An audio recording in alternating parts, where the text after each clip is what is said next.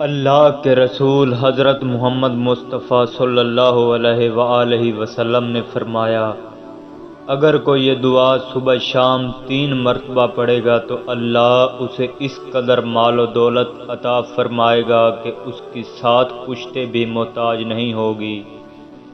امیر المومنین امام علی علیہ السلام نے فرمایا، جو کوئی یہ دعا 3 مرتبہ دن رات کسی بھی وقت پڑھے گا تو اللہ اسے ایسی جگہ سے رزق عطا کرے گا کہ اس کے وہم و گمان میں بھی نہیں ہوگا۔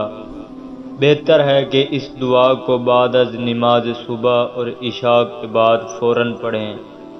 بسم اللہ الرحمن الرحیم۔ یا اللہ ہو، یا اللہ ہو، یا اللہ ہو، یا رب، یا رب، یا رب، یا حیو یا قیوم، یا ذوالجلال والاکرام، اسألک باسمک العظیم الاعظم ان ترزقنی رزقا وسیعا حلالا طیبا برحمتک یا ارحم الراحمین۔